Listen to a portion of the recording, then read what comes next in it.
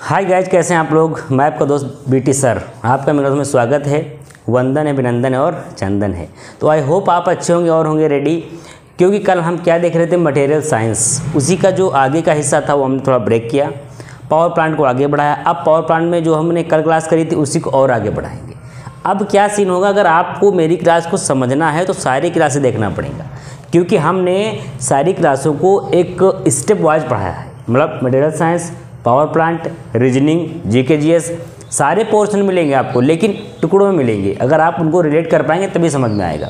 अगर आप ये चाहोगे कि मैं अगर एक ही सब्जेक्ट को पढ़ाऊँ तो बेटा बहुत समय लग जाएगा उसमें, और क्या होगा कि सालों साल लग जाएंगे, फिर आपका एग्ज़ाम ख़त्म हो जाएगा। तो मैं क्या कोशिश कर रहा हूँ कि स्टेप बाय स्टेप पढ़ाऊँ, जिससे एग्ज़ाम में आप पास हो जाओ। ठीक, बिना समय गंवाए हुए टॉपिक पे आते हैं भैया। हम लोग काहे पे चल रहे थे अभी, हम लोग चल रहे थे पावर प्लांट पे। पावर प्लांट पे थे। अब पावर प्लांट में हमने एक कल देखा था कार्नोट साइकिल। कार्नोट साइकिल वो साइकिल थी दुनिया की सबसे इफ़िशेंट साइकिल है। मतलब दुनिया भर की सबसे आइडियल साइकिल जो है ना, वो कार्नोट साइकिल है। उसमें जो आउटपुट मिलेगा, जो इनपुट होगा, जो वर्क एब्जॉर्बेशन होगा, जो रिजेक्शन होगा, वो एकदम अलग लेवल का होगा। मतलब उसमें ये होता है बेटा कि उसमें एक चीज़ें आइडियल होती हैं। हम उसको सिर्फ पेपर एंड पेन पे लिख सकते हैं, लेकिन उसको हम एक्चुअल में अप्लाई नहीं कर सकते। उसको बोलते हैं कार्नोट साइकिल। ठीक, चलो आगे देखते हैं। आगे जब हम देखेंगे, आज हमने क्या देखा, उसमें कुछ प्रोसेस होती हैं। एक साइकिल होती है कार्नोट में, एक साइकिल होती है। यहाँ बना दो। हाँ, इसमें क्या होगा भैया, ये आपका एक ग्राफ होता है। ठीक, इस ग्राफ में अगर आप देखोगे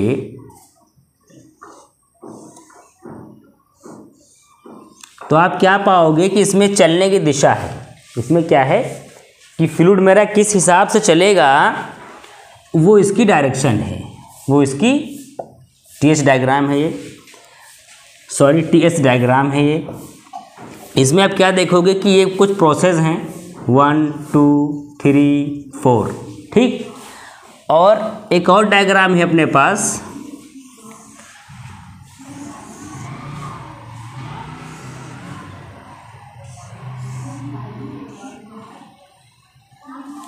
जिसकी कुछ प्रोसेस है 1 2 3 4।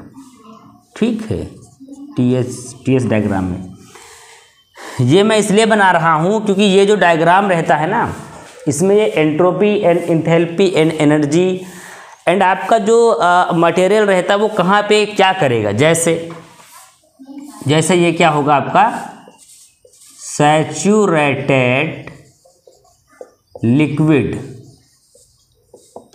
ठीक, यहाँ क्या रहेगा, वेपर प्लस लिक्विड।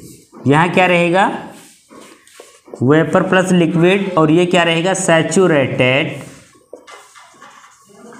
लिक्विड।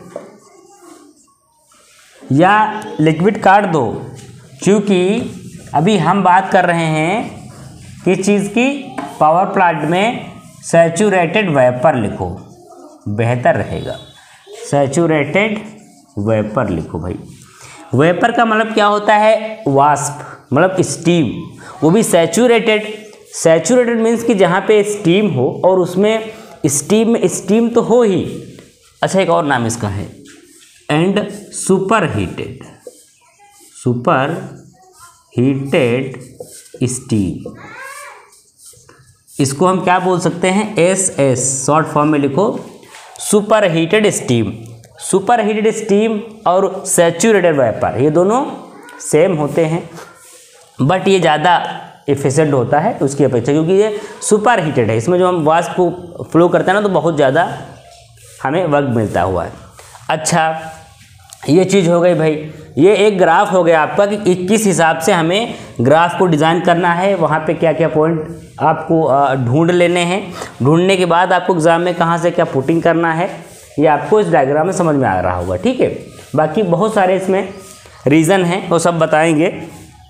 अभी हमने जो कल देखा था वो कल अगर कल की क्लास आपने करी होगी तब समझ में आएगा आपके कि एक्चुअली हम लोग बात किस चीज़ की कर रहे थे। हम लोग बात इस चीज़ की कर रहे थे,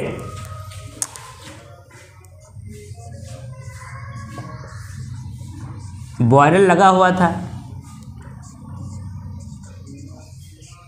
पंप लगी हुई थी,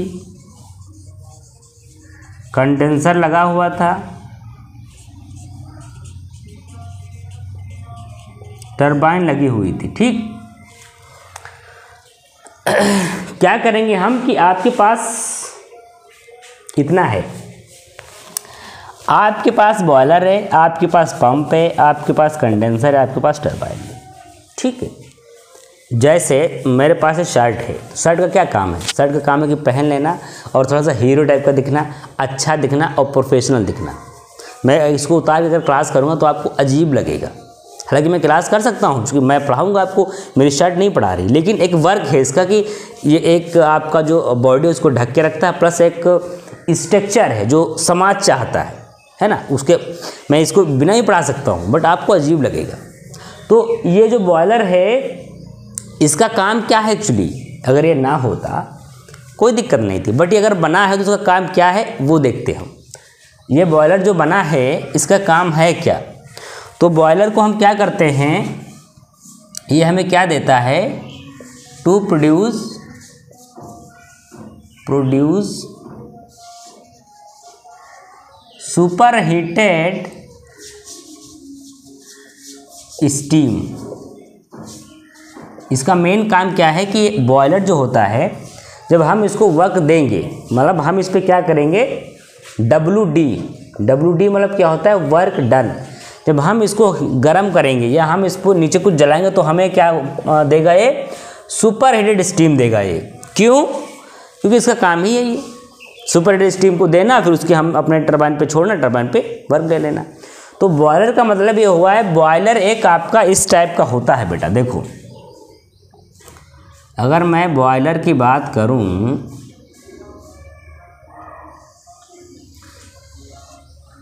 बहुत अच्छा नहीं भी बनेगा तो कोई बात नहीं। अच्छा, मैं बॉयलर में गया भी हूँ बॉयलर देखने, इसके अंदर एंट्री करी है मैंने। इसमें क्या होता है? परतें बनी होती हैं। ठीक, ये परतें बनी होती हैं और इन परतों पे इस प्रकार की एक वो लगी होती है। ठीक है, ये सब सेम होता है बेटा। इनसे क्या होता है? गैस जाती है, इनसे वाटर जाता है और इन्हीं से वेपन निकलती है। ये पूरा स्ट्रक्चर बॉयलर का रहता है। यहाँ से हम लोग क्या करते हैं? कनेक्ट कर देते हैं और एक कनेक्शन यहाँ पे कर देते हैं, एक कनेक्शन यहाँ पे कर देते हैं।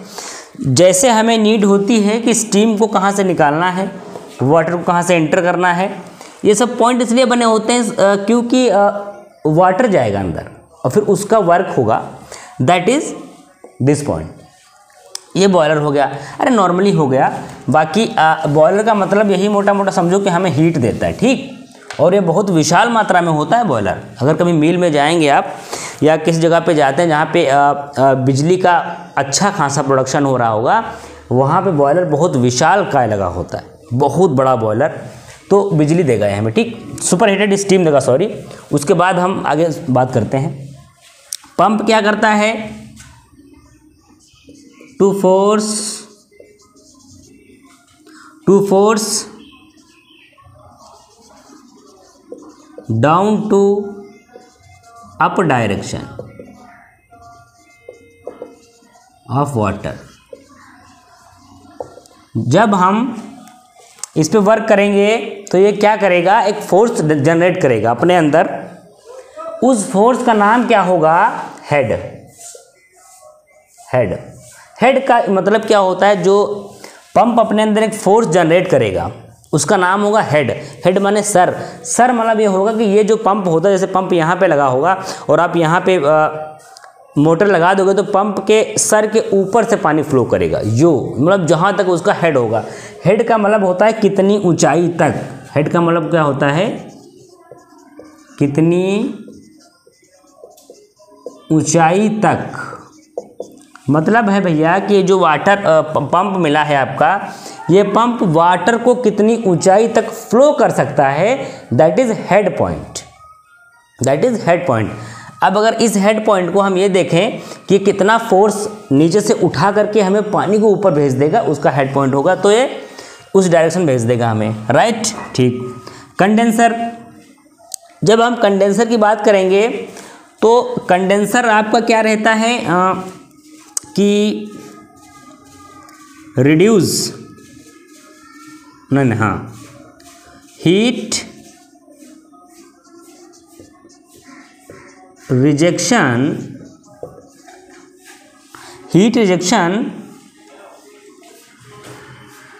हाँ ऐसे लिखो, नहीं मज़ा नहीं आ रहा।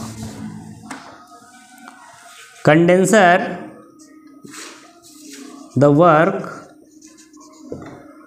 वर्क ऑफ हीट रिजेक्शन, ये अच्छा लग रहा है थोड़ा सा, बात वही लिखी है दोस्त, थोड़ा बदल के लिखी हुई है, the work of heat rejection.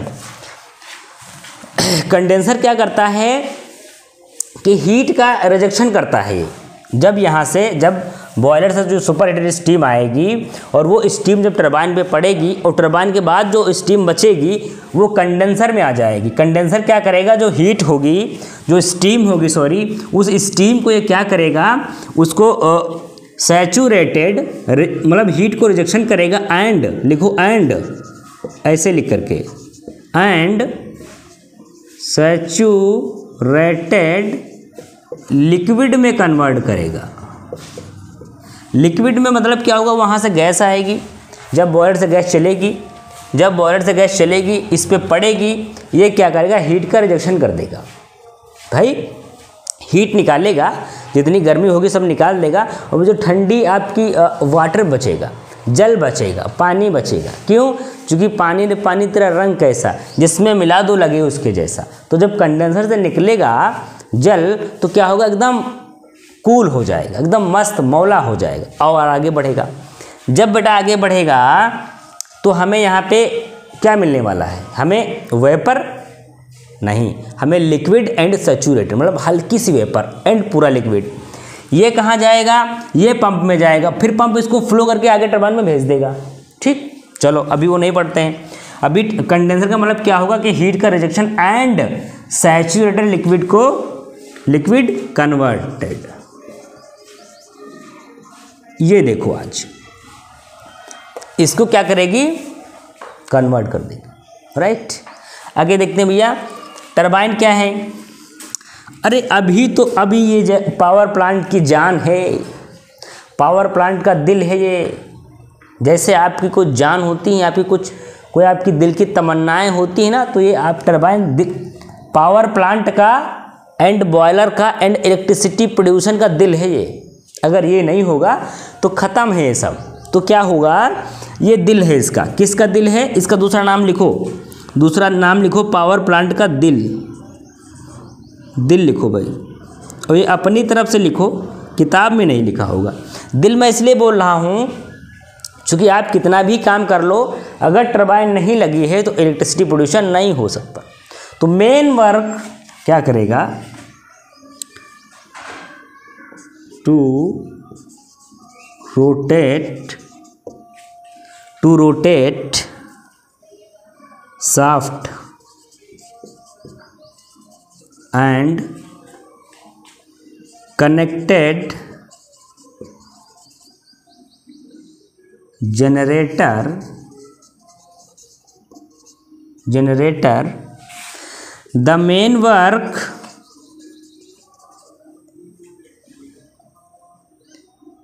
electricity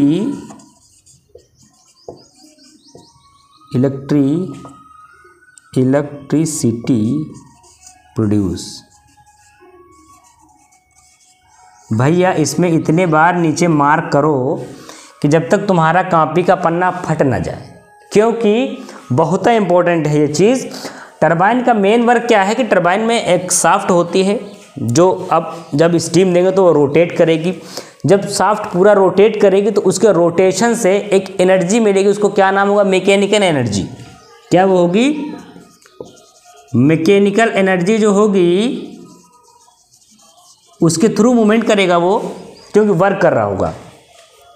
उसके बाद जब वो मूवमेंट करेगा तो जो वहाँ से प्रोडक्शन निकल के आएगा, दैट इज इलेक्ट्रिसिटी। क्या होगा, इलेक्ट्रिसिटी, जो बहुत ही इंपॉर्टेंट है, जिसके लिए हमें सारा बना रखे हैं प्रोडक्ट, और जितना हमने प्रोजेक्ट बना रखा है, जितना हमने ये बवाल कर रखा है, सब इसीलिए कर रखा है कि बिजली का प्रोडक्शन कैसे होगा। तो ये क्या करेगी, टरबाइन करेगी, क्योंकि इसका रोटर घूमेगा और इससे जो एनर्जी होगी मैकेनिकल वो निकलेगी, और मैकेनिकल एनर्जी से मूवमेंट करेगा और निकलेगी इलेक्ट्रिसिटी। ठीक हो गया।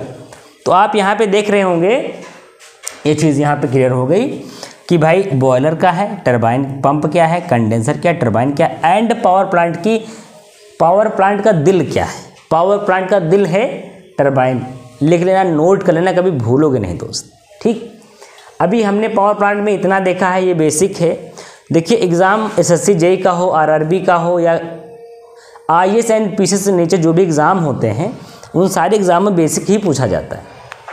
अगर आपको कुछ एडवांस लेवल का, जैसे आप अमेरिका के सीईओ बनना चाहते हो, तो एडवांस लेवल पूछा जाएगा कि नहीं बॉयलर इसका पांचवा नाम क्या है, पंप का छठा नाम क्या है, कंडेंसर जब नहीं था तब उसकी जगह पे चौथा यंत्र कौन यूज किया गया, उन एग्ज़ाम में पूछा जाएगा। लेकिन अगर आप स्टेट या जेई एई की एग्ज़ाम दे रहे हैं तो इतना ही बहुत है आपके लिए, है ना।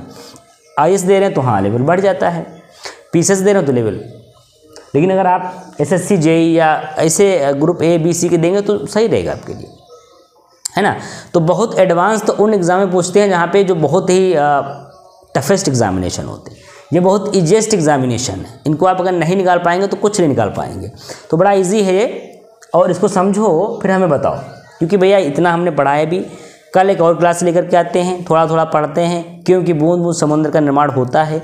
तो आप परेशान ना हो, रोज़ पढ़ते रहिए तो कुछ आपका बेहतर हो सकता है। क्योंकि रोज़ पढ़ेंगे कुछ नहीं होगा तो आपका क्या होगा, तजुर्बा तो नया होगा, है ना। मेहनत करते रहिए, मेहनत करते रहिए, बहुत पढ़िए, आज नहीं तो कल सफलता मिल ही जाएगी। आपको सफलता मिल ही जाएगी, भले भटक के ही सही, गुमराह तो जो घर से निकले ही नहीं। तो मेहनत करिए, मेहनत करिए, आपके अंदर एक काम करने की एक काबिलियत, एक एलिजिबिलिटी आएगी। आप किसी भी क्षेत्र में जाएंगे धमाल मचा देंगे। अगर आप मेहनत नहीं करेंगे, पड़े पड़े सोते रहेंगे, कुंभकर्ण बन जाएंगे, तो कहीं आपकी वैल्यूएशन भी नहीं रहेगी और आप अंदर से बहुत हीन भावना फील करेंगे। मेहनत करते रहिए, रिजल्ट आना ना आना part of second position, part of first position is a मेहनत करना, प्रिपरेशन करना, स्ट्रेटजी बनाना, उस पर कोशिश करना, सफलता मिलेगी। ठीक है, तो इसके साथ में लगे रहिए, पढ़ते रहिए, मौज करते रहिए। कल मिलते दूसरी क्लास में। Okay, bye bye.